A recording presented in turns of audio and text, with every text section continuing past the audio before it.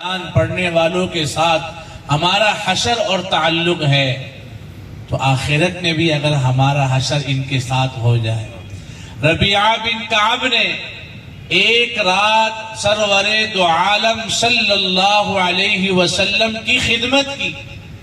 ربیعہ بن کعب ایک رات جناب رسول اللہ صلی اللہ علیہ وسلم کی خدمت کی.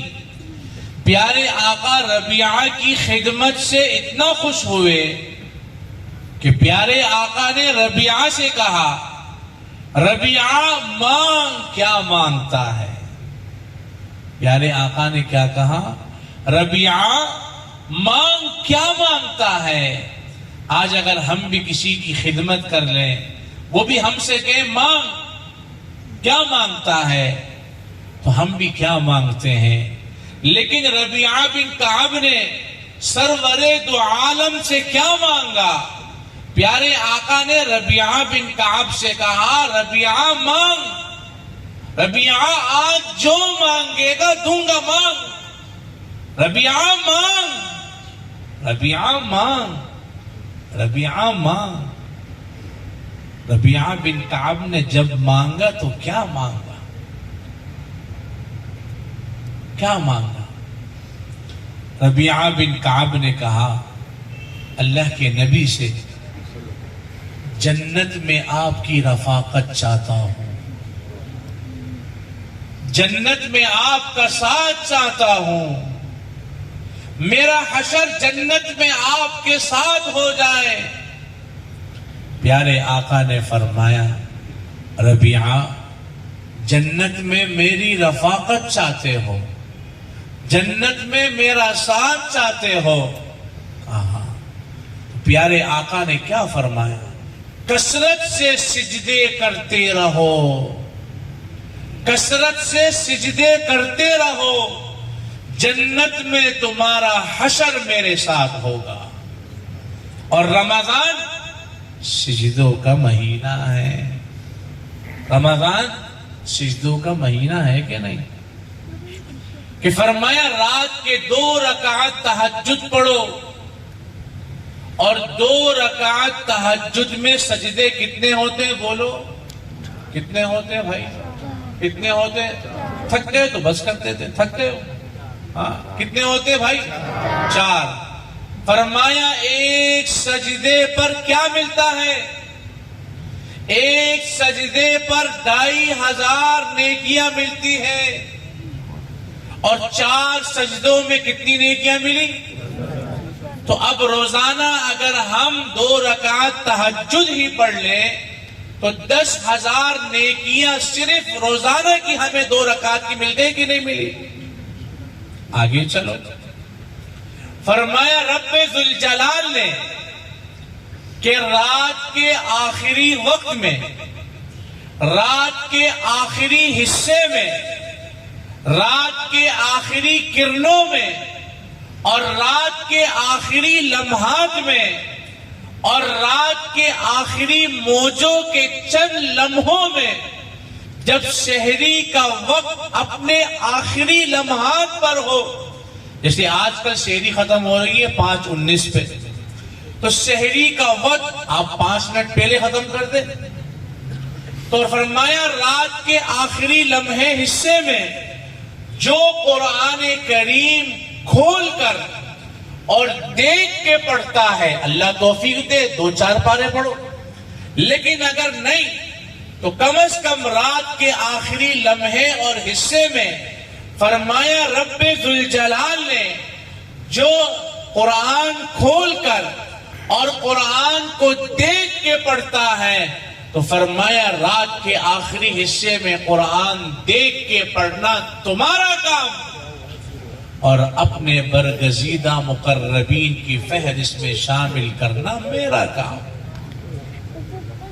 تہجد کی 2 رکعت پہ کیا ملا؟ رات کے آخری حصے میں قرآن پڑھنے پہ ہمیں کیا ملا؟ تیسری بات، رمضان کے اس مبارک لمحات میں روزانہ ہر مرد کی، ہر عورت کی، روزانہ ایک دعا قبول ہوتی ہے، روزانہ ایک دعا قبول ہوتی ہے۔ اب تک ہمیں نہیں پتا تھا، نہیں پتا تھا، نہیں پتا تھا، آج پتا چلا۔ تو جب آج پتا چلا تو ابھی 20 دن باقی، 20 دن باقی، 20 دعائیں باقی۔ اور دعاؤں میں سب سے بڑی پیاری دعا من کان للہ کان اللہ لہ، کہ جو اللہ کا بنتا ہے، جو اللہ کا بنتا ہے اللہ اس کا بن جاتا ہے۔ بادشاہ نے اعلان کیا میرے محل میں ہیرے جواہرات سونا چاندی لو۔ کسی نے ہیرے کو لیا، کسی نے جواہرات لیے، کسی نے سونے کو لیا، کسی نے چاندی کو لیا۔ بادشاہ کا وفادار تھا ایاز، بادشاہ نے ایاز سے کہا تو بھی کچھ لے لے۔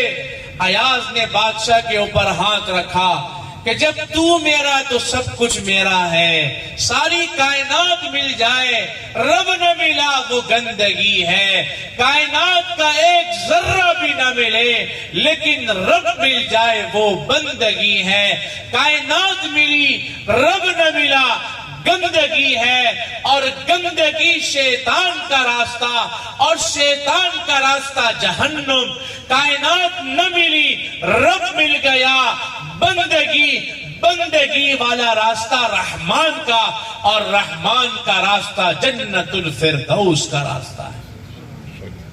اور پھر رمضان کا اور قرآن کا آپس میں بڑا گہرا تعلق بھی ہے کہ رمضان میں قرآن کا نزول ہوا۔ عبداللہ بن مبارک رحمت اللہ علیہ حج کے سفر سے واپس ہوئے۔ کہو اللہ ہمیں قرآن کا عاشق بنا دے، آمین۔ اللہ ہمیں حافظ قرآن بنا دے، آمین۔ میرے دوستوں اور پیارے بھائیوں، صرف عزم کی بات ہے، عزم کی، عزم کی، عزم کی۔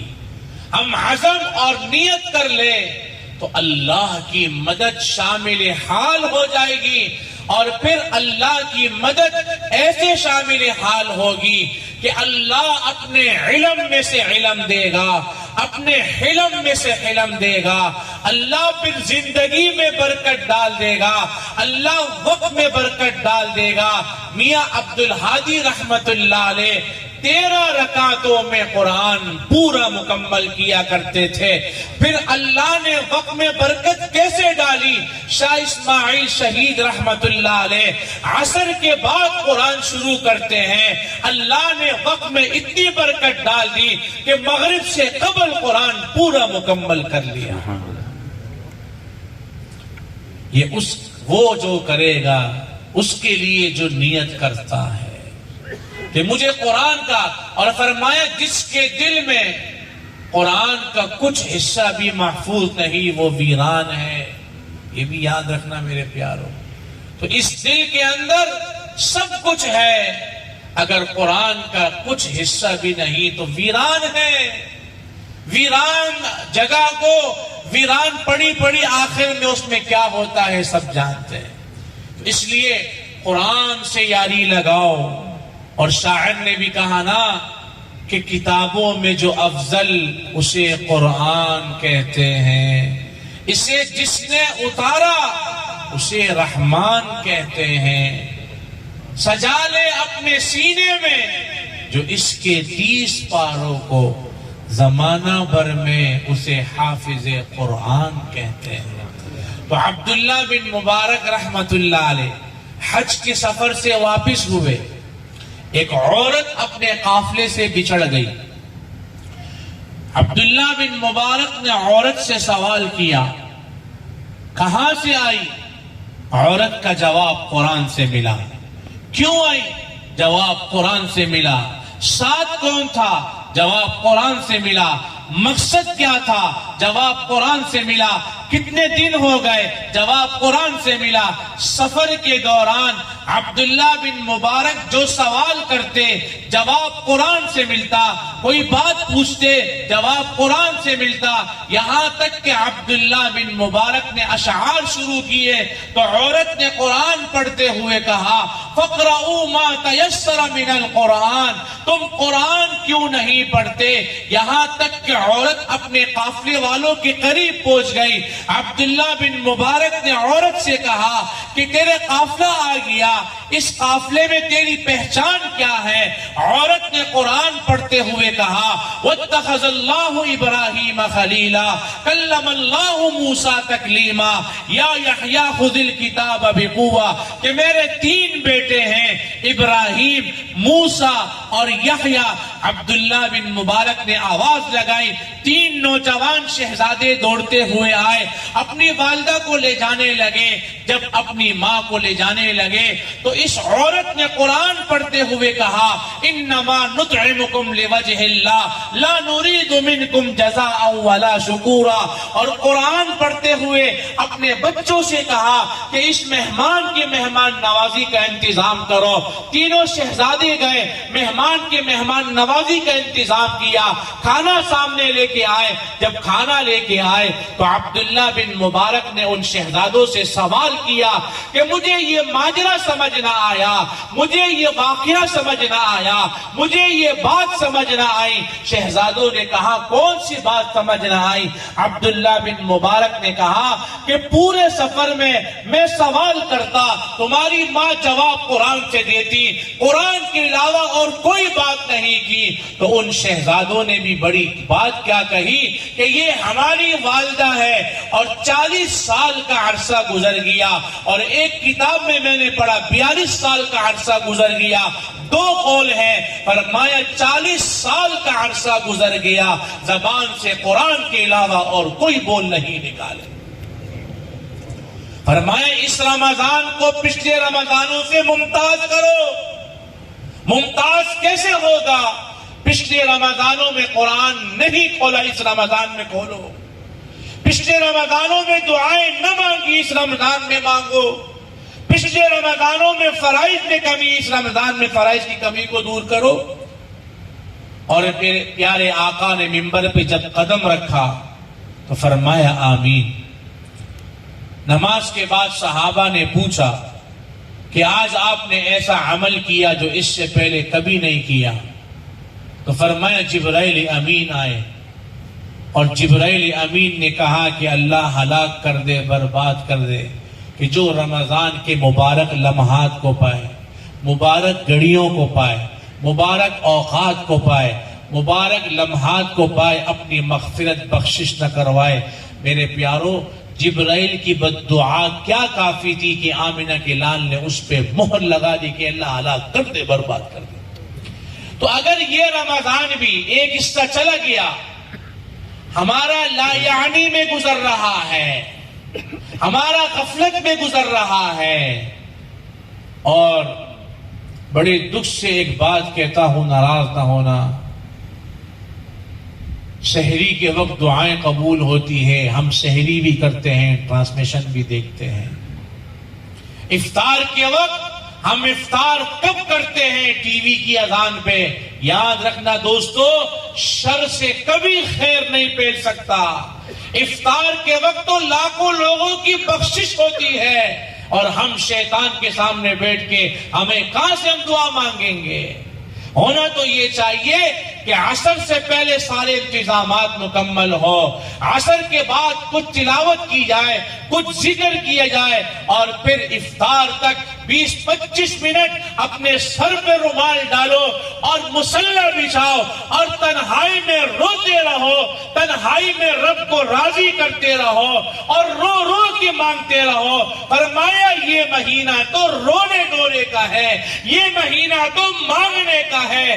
اگر اس مہینے میں بھی مجھے مانگنے کا طریقہ نہ آیا, مجھے تلاوت کا مزہ نہ آیا, مجھے عبادت کا مزہ نہ آیا, میں تکبیر اولیٰ کی پابندی نہ کر سکا, میں مسجد کا حاجی نہ بن سکا, میں تلاوت کا شوقین نہ بن سکا, میں دیندار نہ بن سکا, میں ذکر نہ کر سکا, میں نیکی نہ کر سکا, میں گناہوں سے نہ بچ سکا, میں برائیوں سے اپنے آپ کو نہ بچا سکا, تو پھر میرے پیاروں کون سا موقع آئے گا, پھر کون سی گھڑی آئے گی, پھر کون سے لمحات آئیں گے, پھر وہ کون سا وقت آئے گا کہ جس پر ہم اللہ سے مانگیں گے اللہ ہمیں معاف کرے گا, قبول کرے گا.